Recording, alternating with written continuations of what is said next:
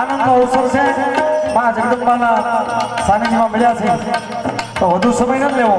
પણ એક મેઘાણીની કવિતા સંભળાવી અને મારી વાણીની વિરામ આપી છે પણ હેમુભાઈ ગઢવી રેડિયો સ્ટેશન માંથી જ્યારે એનું પ્રસારણ આવતું સાહેબ મોર બની થનગાટ કરે એની કઈક મોજ જુદી હતી મેઘાણીની કવિતા સંભળાવી મારી વાણીને વિરામ આપી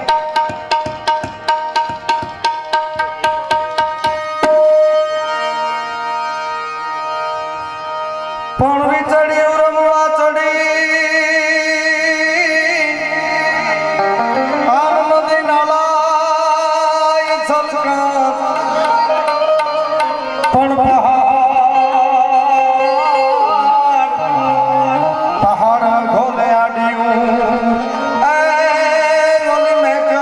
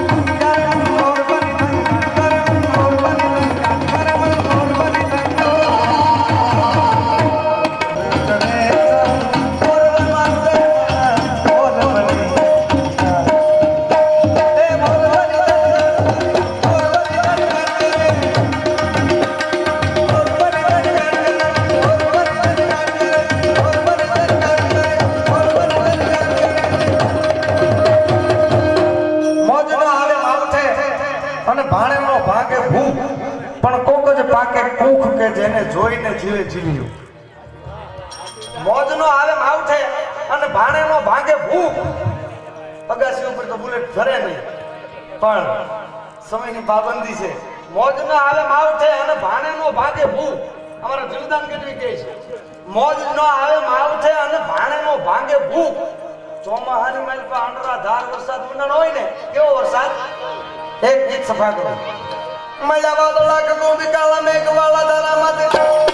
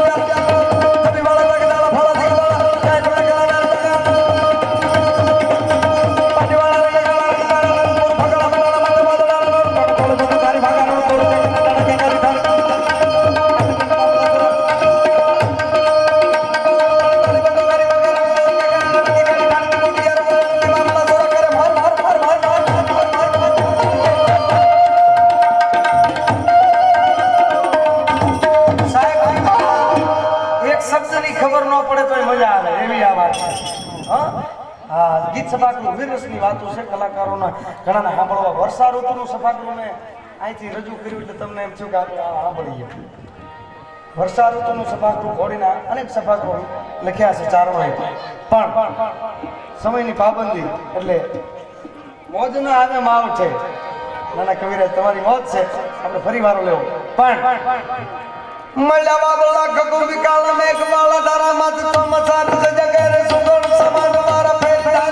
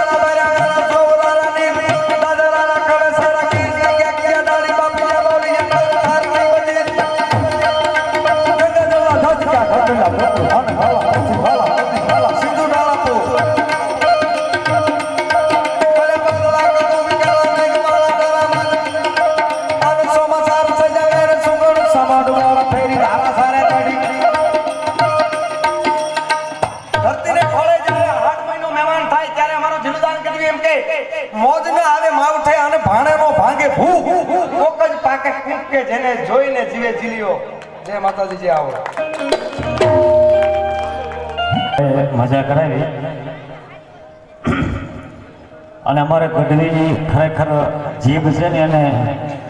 સાહેબ કોમ્પ્યુટર નથી આવ્યું જ્યારે ગઢવી ભગવતીની આરાધના લઈને બેસી જાય બીજાને એમ લાગે ગઢવી કંઈક કલર હાથે કરતા હતા એ ટપો ન પડે પણ એ જે મેન સત્ય છે એ બોલવું બહુ અઘરું છે પણ આજે માં ભગવતીના ખોળામાં આપણે મળ્યા છીએ કયા અર્થે આપણે ભેગા થયા છીએ એ હું કહેવા જઈ રહ્યો છું 9 લાખ લોબડિયાળી અમારી ચારણ જ્ઞાતિમાં આવ્યો થયા એમાંના આ આવડમાં આજ આ આવડના મંદિરનું નિર્માણ થયું વાડવા ગામની અંદર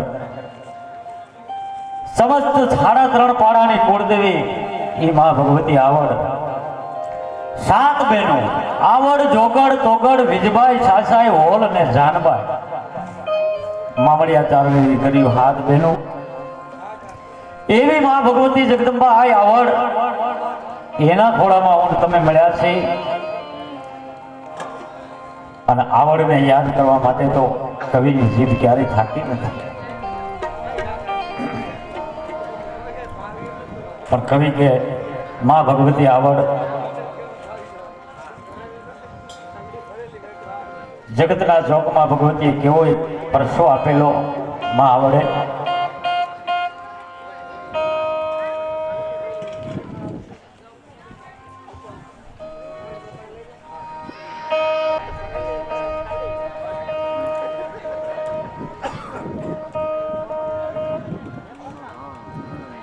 હાલ હાલ થેન્ક યુ રેડી હા તો ભગવતી કોને કહેવાય જોગમાયા કેવી હોય 9 લાખ લોબડિયાળીની વાતો કરીએ તો દિવસ ને રાત સુધી ખૂટે નહીં પણ એક ભગવતી આઈમાં આવડનો પ્રસંગ કહી અને પછી બીજા રાઉન્ડમાં પાછા આપણે ઠેઠ મુંબઈથી વધારેલા એવા અમીરભા ગઢવીને સાંભળવા છે કારણ કે એમની જે કલા એમનું જે ગળું અમીરભાને સાંભળવા એક લાવો છે પણ જોગમાએ આવડે કેવું પરાક્રમ કરેલું એના પ્રસંગની એક વાત કરવા જઈ રહ્યો છું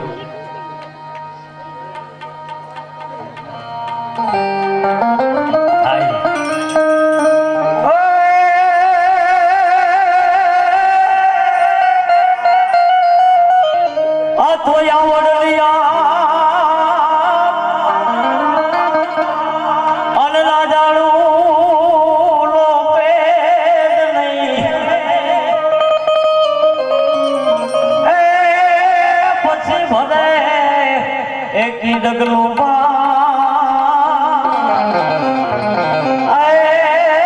તો કરની કાઠભરાવ એમ કહેવાય છે ભગવતી જગદંબા આ આવડનો વીર મેરખ્યો અને મેરખ્યાને જેથી સર્પદંશ થયેલો અને તેથી માં જાનબાઈ છે પાતાળની અંદર એમ કહેવાય છે કે અમૃતનો કુંભ લેવા માટે જાય છે અને આયા ભગવતી જગદંબા આ આવડ બેઠા બેઠા ચિંતા કરે છે કે જાનબાઈને આવતા જો વાર લાગશે અને ભગવાન ભાસ્કર ભગવાન સૂર્યનારાયણ જો કિરણ કાઢી જાય તો પોતાનો વીર મરણને ચરણ પામે ઈ જગદંબા એમ કહેવાય છે કે બેઠા બેઠા ચિંતા કરે છે અને જાનબાઈને આવતા વાર લાગી એટલે માં ભગવતી જગદંબા આવડ છે એમ કહેવાય છે કે ભેડિયાની હાથ પાથરી આન ભગવાન સૂર્યનારાયણની સામે લાંબા હાથ કરી આન એટલું બોલ્યા હતા કે હે મુરજભાન હે બાપ નારાયણ આવડની આન લાજાળું લોપે નહીં પછી ભરે કી ડગલું ભાન કરમી કાછ બનાવું એટલા શબ્દ કહેતા ની હારે એમ કહેવાય છે તેથી ભગવાન સૂર્યનારાયણને પણ હવા પર મોડું ઊભું પડતું હોય ઈ જોગમાયાની ત્રેવડ હોય એનાથી આગળ એક ડગલાવા વાત કરું રાજસ્થાન અમારે આઈ કરણી નબળા વરોની માલિકોને એમ કહેવાય છે પોતાના પહોળાને બચાવવા માટે થઈ અને આઈ કરણી છે રાવ કાનાની ધરતીની માલિકોને આવેલા આઈ કરણીના દ્વારે દુખિયાઓ આવે એની સેવા કરે છે માતાજી પણ એ વખતમાં એમ કહેવાય છે કે કોઈ કપડિયા માણસે જઈને રાવ કાનાના કાન ભંભેર્યા કે આપણી હદમાં એક ચારણ ડોહીમાં આવ્યા છે અને ખોટા ઢોંગ ધતુરા કરે છે દોરા ધાગા કરે છે અને રાવ કાનાના કાન ભંભેરવામાં આવ્યા તેથી ભાઈ મનાય હુકમ છૂટી ગયો જાઓ એને કહી દો કે આપણી હદ છોડી નીકળી જાય માણસોએ આવીને કીધું કે અમારા રાજાનો હુકમ છે તમે અહીંથી તમારા ઉજાળા ભરી લ્યો અને ત્યારે આઈમાં મીઠી વાણીમાં જવાબ આપે છે કે બાપા અમે તો માલધારી છીએ, પહોળાની સેવા કરી, આંગણે આવે એની સેવા કરી છે, એમાં શું ખોટું છે બાપા? આજ રાજા અમને હુકામે જાકારો આપે છે. પણ અતિ આજીજી કરવા છતાં માતાજી માન્યા નહીં. ત્યારે માણસો છે એમ કહેવાય છે કે આઈ કરણીની સામે હેરફેર શબ્દ બોલવા માંડી ગયા. આને બુઢી આઈને ક્રોધ ચડ્યો અને એટલું કીધું કે હવે તમારા શિયાળિયા જેવા મોઢા છે અને અહીંથી જાવ ને એ કહેતાની હારે બે વ્યક્તિના શિયાળિયા જેવા મુખ થઈ જાય. બોકા જતા રાવ કાનાની પાસે આવ્યા, પણ કાનાને સમજાણું નહીં, ઉલટોનો ક્રોધ છેડ્યો. માણસો આવીને કીધું કે જોવો મહારાજા, આ ડોહીમાં આવું કરે છે, અમારા બેના મોઢા જુઓ. આને ઉલટાનો રાવ કાનાને ક્રોધ છેડ્યો. હાથીની અમારી ઉપર સવાર થઈ અને રાવ કાનો પોતે આવે છે. એને કીધું કે આઈમાં મારી હદમાં રહીને આવા ઢોંગ ધતુરા કરોમાં ને અહીંથી તમે મારી હદ ચોડીને નીકળી જાઓ. તેથી માતાજી એટલું કીધું કે બાપા રાવ કાના, અમે માલધારી છીએ, અમે કોઈથી ખોટા ઢોંગ ધતુરા કે દોરા ધાગા કરીએ નહીં. પણ હે કાના, તું રાજા ઉઠીને અમને જાકારો દે. અમે રાજપૂત નો જાકારો હોય ને બાપ, તેથી ચારણો એક પલવાર રોકાવા ખુશી ન હોય. પણ કાના, તું આ જગતના શોકમાં મને ખોટી કહેશ, એટલા માટે હું રોકાણી છું. હવે તારા માણસોને હુકમ કર અને અમારા ઝૂંપડાની માલિકો જે ભગવાનના ભગવતીના ફળોના પધરાવેલા છે એ ફળોના ઉપાડીને તારા માણસો ગાડા મૂકી દે, એટલે અમે તારી હદ છોડીને નીકળી જાય. અને રાવ કાનાએ માણસને હુકમ કર્યો, ભાઈ જાઓ એ ફળોલા ઉપાડીને ગાડામાં નાખી દો. પણ ત્યાં કોના બાપની તાકાત છે માતાજીના ફળોલાને બતાવી શકાય? મહા મુસીબતે ફળોલા હલતા નથી. ત્યારે રાવ કાના એમ કહેવાય છે કે હાથીની પાછળ હાકડો બાંધી અને બાજોટના પાયા સાથે બંધાવી, પણ હાકડો ધડોધડ તૂટી ગઈ, પણ કાનાને સમજાતું નથી. ત્યારે કાનાએ એટલું કીધું કે હવે ડોહીમાં તમે એમ કહો છો કે હું માતાજી છું, તો હવે મારું મોત ક્યારે છે એ તમે કહી દો. તમે જોજો ઘણા એમ કહે છે ને કે આયુ હરાપે, માતાજી સીધા હરાપ આપી દે, પણ જોગમાયા કોઈને હરાપતી નથી. પણ જ્યારે માણસનું પૂરું થવાનું હોય ત્યારે એને સમજાતું નથી. વિનાશ કાળે વિપરીત બુદ્ધિ કાનાને સમજાયું નહીં અને કીધું કે માતાજી હોય ને તો તમે મારું મોત કીધી છે કહી દો. વાવાડા ત્યારે માતાજી કીધું બાપા કાના, હજી પાછો વળી જા, સમય તારા હાથમાં છે એ જાણવું રહેવા દે. કે ના ના, હવે તો મારે જોવું છે, તમે ભગવતી હોય તો મારું મોત કીધી છે કહી દો. કે કાના,